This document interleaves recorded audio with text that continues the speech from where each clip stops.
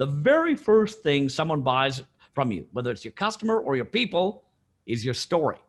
Story. Right? And if it's a poor story, then you become a poor leader. But so a great leader with a poor story becomes a poor leader. Yeah. But even a mediocre leader, if they're in possession of a great story, they have the opportunity to become a great leader. Having trouble with sales, marketing, need a new strategy, post COVID-19, you have no idea what to do. I mean, you're doing okay, but you're just looking where to go, and you need some direction. My next guest is a published author and a sales and marketing strategist who is just looking forward to helping anybody with that. He does a great job. Now, and your name is Kieran Tharakan. Did I get it right? Almost. Tharakan. Tharakan. Yeah, there you go. The emphasis is on the first syllable. Tharakan, yes. Tharakan. But Tharakan. the first name is, I got Kieran Tharakan. Kieran Tharakan. Kieran actually means of the Lord. If it's easier for you, Chris, you can just call me Lord. The Lord? Wow. Of the Lord, not the Lord, of the Lord. The Lord. Kieran Tharakan. Yeah, how long have you been doing this, Kieran? How long have you been doing what you do? Well, what I'm doing right now is sales and marketing strategy consulting. And so I've been doing this probably since, I don't know, about 2009, something like that. Mm-hmm. So not that long here, 12 years in that, but I'm not as young as I look. I'm in my mid 50s, but I've been in the sales business, the marketing business, the sales and marketing business at another juncture in my life, right? Run integrated sales and marketing teams for an enterprise software company. But right now I've taken all that experience and I've been doing straight sales marketing strategy consulting for the past 12 years. So you talk to companies, you talk to CEOs and decision makers within companies about directions to go to improve what they're already doing, right? It kind of, or to start what they want to do. We work with a lot of startup companies, and they can be startup companies that are small or the spin-off divisions of a bigger firm, and they have the same problems. Spin-off divisions are often left to fend for themselves while the mothership keeps chugging along, right? So they have very similar issues. I see. What got you, if I might go back to your beginnings then, which is what I like to do with these interviews, is what got you motivated to get into this sort of a field? I didn't know any better. Okay. I remember a teacher once telling me when I was in grade 6, "You are a great salesperson." And really, I didn't even know what that meant, but apparently he was watching me at some kind of auction or something like that, sell a product. So I eventually got into sales right out of university. I did reasonably well at that and thought I'd throw my hat into doing marketing consulting, and quickly learned those are two different things. And I have a business degree, I should know better. And I eventually figured out the marketing gig side of it as well, but it wasn't without a lot of pain along the way. But I think the pain is what creates some of those aha moments, gets you those insights to really stand out and be of value, to your clients. Did you have a mentor? Did people mentor you along the way? Many mentors along the way. Some of them knew what they're doing. Others were just really nice people. And this idea of being mentored by the right people, I always encourage our clients to get that, especially young people. I do a lot of work at the university, for example. And at that point in time, you are searching for anybody that believes in you. Yeah. But that doesn't mean you should take advice from everybody that comes along either. True. Yeah, true.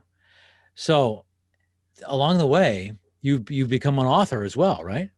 I just wrote a book last year called The 7 Essential Stories Charismatic Leaders Tell.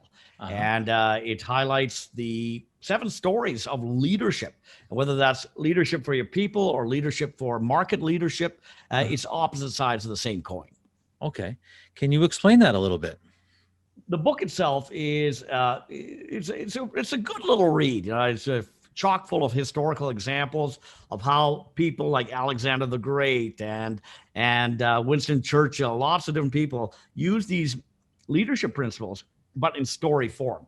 Mhm. And if you are going to get anybody to believe in you, let alone follow you, there are 7 primal questions that exist in your people's heads, whether they Okay. be customers or whether they are your employees or even investors. Mhm. And these 7 primal questions have to be answered, hopefully not just with facts, but in story form, because story is what makes facts come alive. And when people come alive, they are much more likely to follow you along. So it's all about the story. I consider myself a storyteller. So when you say it's all about the story, it really is, because you can have facts. You can have a list on a sheet somewhere. Okay, here's what this thing does. Yeah, okay, how's that going to help me? But if you can tell a story, this is what you do, right? You create stories around facts. Is it? I think yeah. Is that right?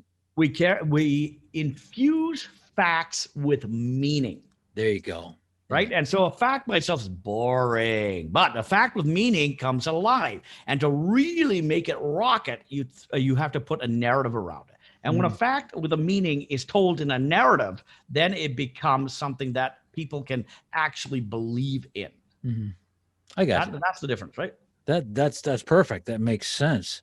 Now, your expertise, I'm sure, came in quite handy during and post COVID. I mean, I know you're from Canada. I don't know exactly what's happening there. I'm in New York State, and they're relaxing a lot of the restrictions, and we're all be able to go out without masks, most of us now, if you're vaccinated and all that. But during all of this in the past 12, 14 months, how was your business affected, and how did you help people get through that? Well, the primary thing is very few people are doing in person anything, right? It's all true. Zoom. We're doing this on Zoom. So in one way, it forced everybody to change very quickly. Now, I'm involved with a digital marketing company that I'm a part owner in. I've got 2 younger partners. I'm the senior partner because I'm 20 years older than everybody else, 30 years older than my line staff, a little bit more gray hair than the average person there. I don't see any gray. A little bit of gray. I'll show you. Well, if you look for it, you look. Yeah. We had just done a West Coast tour, two stations along the West Coast. One was in Vancouver, the other one was in Seattle, and we were ready to go to Los Angeles. This was a Shopify meetup tour. Now, Shopify, right at the very beginning of COVID, decided they didn't want to do anything more on an in-person basis. So we were forced to pull out of Los Angeles. In Seattle and Vancouver, we had about 110, 120 people attend our meetings, and it was an expensive event to do. We're digital marketing companies, Shopify-based company called Socialite Communications. So 110, 120 people in both those venues. We were forced to get into the Zoom business real quick. Yeah. We had 700 people registered for our next event, our Los Angeles event. 700. Wow. Now, we could never have expected that in a in-person event. Now, we could, but it'd be a lot of work, right? But 700 people were part of our third outing, and it changed the landscape of what we were capable of doing, and of course, what we wanted to do going forward. So the primary thing that we're seeing ourselves do, let alone our clients, is that we're utilizing the remote technology to very good effect, because it's so much less expensive and much more able to penetrate the marketplace as a whole. You're not doing in person, or at least not as much, if at all. And I found this true too, because I did some networking and my position before COVID, and I would drive somewhere and talk to people and this and that. Now it's on Zoom, where you got 80, 90, 100 people on in one call, and you have breakout rooms and all of that, and it becomes all of a sudden more efficient. The only thing I think you're missing is the in-person effect. And I think that's something that you need to have. The question is, prior to this, that we thought we needed to have it all the time. I know. And that just isn't true. Right now, one of my partners is going to New York actually in July, and it's going to be an in-person event there. Everything is starting to open up again, right? Yeah, it's going to be a major thing. I think it's called Affiliate Summit out in New York. Right. And so that you can't get that big bang effect as readily in a Zoom frame as you can on a stage. And we need to take advantage of that as well. So the best of both worlds, really, now at this point in time, right? Yeah, exactly. I think we can take our marketing dollars and education dollars and all these different types of things and really spread it to further effect. What would you say would make, and this is part of probably what you teach your clients, what makes a good leader, a good manager, a good leader of people? What do you think is the qualities that would make somebody as effective as they can be? Well, there's many different things, but if I had to focus on a few, the very first thing is the ability to create a vision for the future that is compelling, that you can participate in, and that is believable. It's got to be, it can't be just simple and boring. It's got to be believable, but perhaps on the far edge of believable. Mm-hmm. It's a stretch. So the very first thing you're probably responsible for is creating that vision. But along the way, you're also responsible for creating all the things that allow for the well-being of your crew, of your team. And so that goes into everything, like even psychological safety. Right. Psychological safety, that you will be able to participate in this without being attacked, without having your ego bruised. A little bit of bruising is okay, but not if it happens every single day and the boss is taking a lot of joy and revelry in that. Oh, I've seen that. Right. And we don't want to be, so there's a variety of things. An absolute command of the marketplace and the competition and the competitors' trends. I'm sorry, the marketplace's trends. So you understand the environment that you are going into, and you can be very predictive as to what will happen if you do this or you do that, and where and how everybody will be affected in that process. So there's a variety of things that you as a leader have to do, but the top one is to be able to meld all of those things into a compelling narrative. Because the very first thing anybody buys from you, whether it's your product, service, whatever it is, those are second, third, fourth on the list. The very first thing someone buys from you, whether it's your customer or your people, is your story. Right? And if it's a poor story, then you become a poor leader. So a great leader with a poor story becomes a poor leader. Yeah. But even a mediocre leader, if they're in possession of a great story, they have the opportunity to become a great leader. So the story is everything, really, isn't it? The story is the first thing, because everything else is the fulfillment of the promises contained in that story. Okay. That puts it in a different perspective. That's okay. So there are some leaders out there that just don't do it well. There are people that were good at a certain position in the company or organization, and because they were so good, they got promoted, but they're not good at the thing they got promoted to. Right? They're technical experts of some kind. They're really good at some. I used the example of a big ship, and you are now the technical person responsible for the propeller. Mm-hmm. And then you're so good at that, you get promoted to the drive shaft department, and then the engine room, and you're good at all these kind of things. But now you're brought up to the top level, right? You're on the bridge, and you're responsible for the ship. Now, you're an expert at what goes on in these sections of it. But this idea of pulling it all together into an ecosystem or a machine, right, with all these moving parts that are integrated, and then being able to tell a story around where we're going to take that ship and how we will be able to win in that process, right? And how you as people will be able to participate in that. That is a skill that, if you possess it, will take you a lot of places. If you don't possess it, your people are going to be left in a lot of bewilderment. I got you. That's perfect. I love that description. What is the most powerful, talking about stories, the most powerful story category? What type of story? I guess something that just weaves everything together, correct? And that's a general sense, but. Well, the most powerful story category, first of all, there's 7 stories that are primal in your prospects. Okay. Yeah. And you don't want to tell all 7 at once, because you'll bore the heck out of them, right? You got to tell the ones that are most relevant to them at that moment. And at the very beginning, it might be as simple as the big idea. And that's story number 3. It's just the big idea. What's the central unifying concept that brings everything about your company and your people and your efforts together? Okay. And for Google in the early days, it would have been to organize the world's information. That was their original mission, right? So you want to have that central unifying concept. But then you get to things like story 5, which might be the mighty winds. It's not might be. It is the mighty wind story. And that's all about the big macro trends that are evident in your environment. that are buffeting your ship. And I say that every organization is like a sail ship, and sailing ships need wind to buffet their sails. Yeah. Problem is, most of us build the ship. Startup entrepreneurs are great at building the ship without ascertaining the direction, availability, or power of the wind. So you might build completely the wrong kind of ship for those three types of wind: availability, power, direction of wind. Now, the winds that we're talking about here are the big macro trends: societal trends, technological, environmental, economic, political, and legislative trends. Okay. And so those 6 trends, if you're counter to them, your ship will capsize.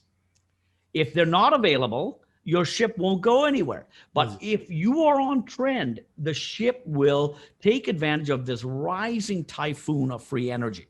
Now, in the last, 100 years, we've seen all sorts of different trends take root. Right at the very beginning of the 1900s, late 1800s, we saw the trend of the internal combustion engine. Right.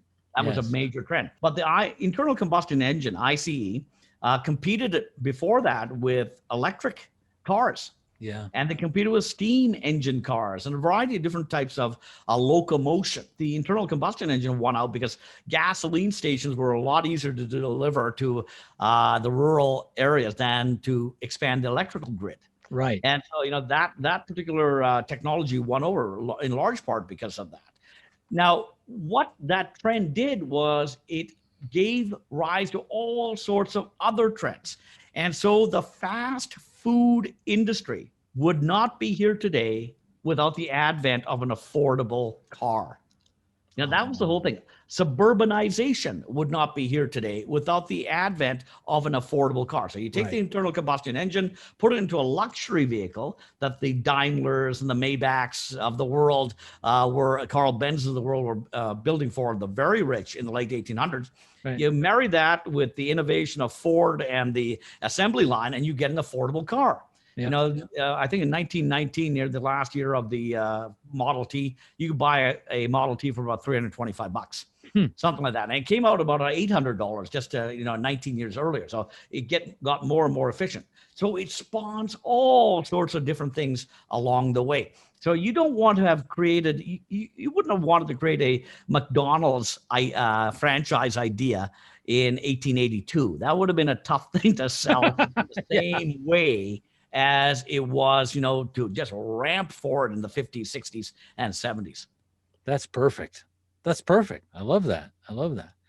Now, how does a leader or how does a company, the decision makers, create their own stories? Is there a method to create stories, some kind of formula? I suppose you just have to know where you're headed. I suppose that's a very you got to know what makes your audience come alive. So there's a lot of listening, and the listening part isn't twofold. It's not only listening to what they're saying, but also what they're not saying. Right. And a lot of the stories can be found in the gap. Sometimes they don't know what to ask for. They just don't. Before I saw an iPad, I thought I wanted a smaller laptop. But when I saw the iPad, that is what I want. Right. The smaller laptop, I'd have to compromise on the battery life and the RAM and things like that. But wow, the iPad. So I lusted after that iPad when I saw it the first time. So Steve Jobs read my mind even when no thoughts were running through it. He knew what I wanted. And a lot of Apple's success in the Jobs days was about that kind of mind reading. So it's not only what they say, but what they don't say. The next part of it is to understand the angles and the nuances of what makes that particular story come alive. Right. And over at Socialite, we ran a campaign recently for one of our clients. We tested 204 ad variations, selling the same product. 204 ad variations. Oh, okay. What ends up happening is that you'll see, because we can measure everything digitally now, every possible KPI can be measured. We know what is getting lift, what is staying dead, and what is not moving at all, and never will be, right? Declining, rising, staying dead. Right. And so all we are doing is doubling down on the data. Yeah. Tripling down on the data. So we're the winners we give more fuel to, and we take out the losers. And then we are left with 5 or 6 ads that are killer, absolutely killer ads. Same product. but the message and how we say it, the headline, the subheadline, the graphics involved are completely different because it makes the story in the prospect's head come alive in a more resonant way than the previous ones. Well, that's it. There you go. Gary and I could talk about this all day with you, and we could just not repeat anything because this is just fascinating and very informative and very real and very current. And I'm going to ask you right now, would you like to come on again? Because I'd like to expand on some of those theories. I'd love to come on again, and we could do a deeper dive into whatever you think we should dive into, Chris. Okay, great. I'll tell you what, though, your audience, if they hear about the 7 essential stories charismatic leaders tell, it's available on Amazon. But for the first 5 of your audience members that tell me they heard it on your show, email me. I'm going to give you my address and everything else for your show notes, and I'll send them a free Kindle copy of the book. Oh, awesome. You heard it here, right from the man. Now, let me get your name right. Kieran Therikin. Perfect. Got it. 2 questions before we go. What's your favorite movie? Favorite movie? It's got to be The Godfather. Oh, and the Godfather trilogy. I love The Godfather. I've seen it dozens of times. It used to be a Christmas tradition. Put on The Godfather. That's a strange Christmas movie. Always fun, though. Always fun. Of course it is. If you had a time machine, like a TARDIS or a DeLorean, and you could go back in time and you had one person you could go visit that's not around anymore, could be a relative of somebody famous, who might that be? Alexander the Great. Alexander the Great, at the age of 19, he took over Macedonia, and he started his conquest of the known world, which he conquered in a short 12 years. And how did he do that? 19 years of age. 19. And of course, he was groomed to be king. But this is still well beyond an average 19-year-old, even if they were groomed to be kings. The accomplishments that he did in that short period of time, amazing. Okay. Kieran Therikin, author of The 7 Essential Stories Charismatic Leaders Tell. Oh, see, I could go on another half an hour. But we're going to have you on again. Have me on again. Late summer, fall, sometime in there. Meanwhile, I want to say just this: live long and prosper. Thank you. Pleasure. It's been a pleasure.